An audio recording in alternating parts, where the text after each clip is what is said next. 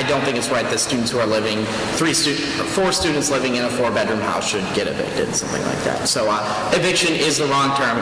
They were served a compliance notice and they had to leave eventually. That's the technically correct term. So hopefully we can use that from now on, but I still don't agree with it. Thank you. Anyone else? No? Are there other questions? Okay. Hi, my name's David Husband. I'm a member of the junior class of 2009. I have a very brief bit of my question. I'll try to make it quick.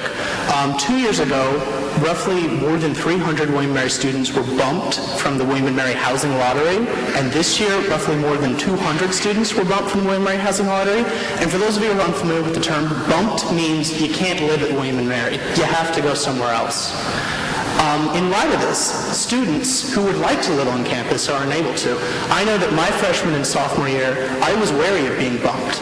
And so I applied for special interest housing, which let me avoid the lottery and live on campus. But not every student was able to make that decision, or there's not enough room on special interest housing. My basic question is, we were talking about the student apartments earlier and how it wasn't necessarily a viable location. And this is for all the candidates.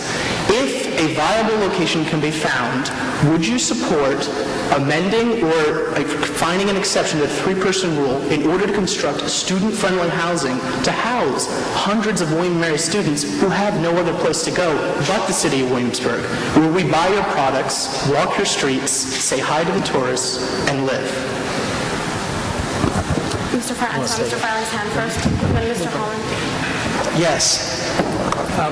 You asked, yes. But I think there are a couple of things that we need to do. We need to do this in conversation with the college.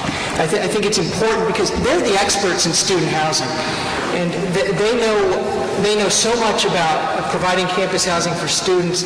It'd be very helpful to have their input, their buy-in to this project. There are a lot of factors we need to take into consideration to make sure it's as good as it can be.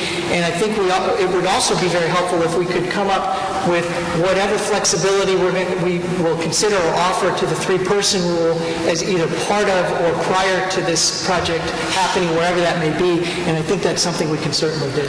Thank you. I saw Mr. Holland's hand first, and then Mr. Granger. There are a variety of options that need to be looked at here, and the college also has a role to play here. The Jamestown dorm has been a tremendous success. More on-campus housing certainly is needed, and the college needs to step up and do that. In terms of student-oriented housing, there are a number of examples across the country where public-private partnerships have done this, where the college provides the land, the private partnership provides the facility, what have you. There's also the option of something off campus. And I think all 3 of those need to be in the hopper as we discuss this. Thank you. Mr. Granger? A person's home is probably one of the largest investments that they will ever make. Their home needs to be protected. The neighborhood they live in needs to be protected.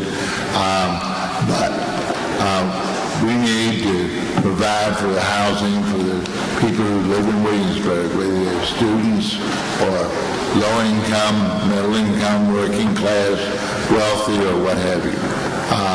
We have a vibrant community here that is as diverse as it could be, and that's one of the great things about Williamsburg. But we need to make sure that we have housing for them all and that we use good judgment and not treat a 2-bedroom house the same as a 7-bedroom house. I think we have good judgment. We have people with good judgment in this community. I think we ought to continue. If I could just address that for a minute. First of all, let me just say that I believe every student who was bumped, I was bumped last year, for example, and I ended up getting reinstated into the process. I believe every student who was bumped ended up getting reinstated eventually if they had wanted to. I'm almost positive that that's the case. I know that I was. Mr. Hallman mentioned the Jamestown dorms. I got my housing assignment today. I'm actually living in one of of those next year, so I'm very happy. Let me just address a couple things. The college has the highest percentage of students living on campus at any university in Virginia except for BMI, which is 100%. You have to live in the barracks there. So at 76%, we're a pretty high percentage. So the situation here is certainly not bad compared to other universities in Virginia. That said, what I look forward to doing in the future is being that bridge, hopefully, between the college administration and the city government and working on this issue. And like I said earlier, I'm very, very happy to hear Paul's response, because I don't think it's right that on Rolfe Road you can have a set of Ludwell apartments where people can live 4 to an apartment, but if you built an apartment complex next door, people could only live 3 to an apartment. Thank you. Anyone else? We have one last question in the back, and then we're going to move to the last part of the debate because we would wrap up by 10:30. Hi, my name is Billy Scruggs, and primarily I wanted to ask Mr. Beato this question. I learned something tonight in that the average age, I think you said, was 22. And speaking from the higher end of the demographic, there is concern, as I see all the candidates speaking about perhaps altering the 3-person rule. For a citizen that is from that other demographic, that I got to be honest with all of y'all, I'm up past my bedtime now, and I know y'all are all ready to go down to Wawa. And I appreciate that. I wish I could. But my question is, when you talk about altering the 3-person rule, there are neighbors right now that have only 3 people living next door, and they have the consequences of noise, trash, cars. If that were to be altered, those consequences obviously could be multiplied even if the housing situation is designed for more. What can we do to solve the problem with the people that have 3 living next door now, not necessarily students, but there's noise and there's cars and there's trash?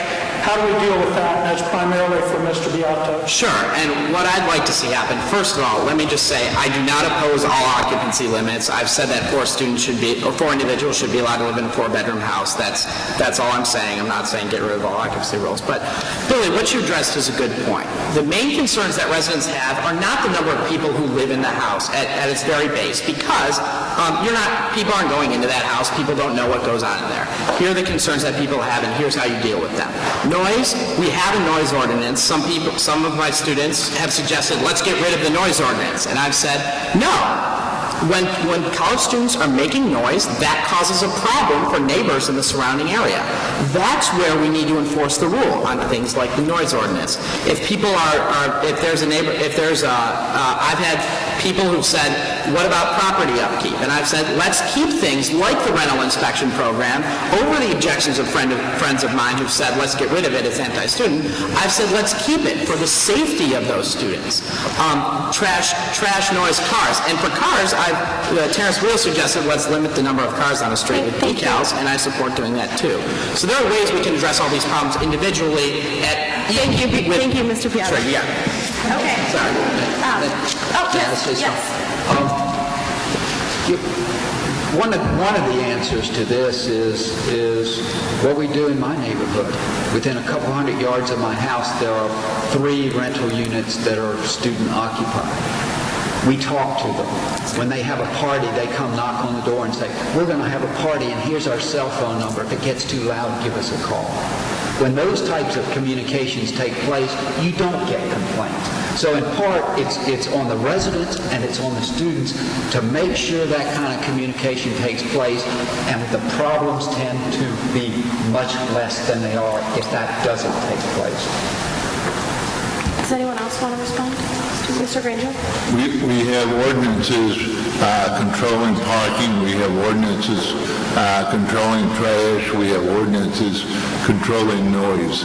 All of these are very good and need to be enforced. They are what people complain about.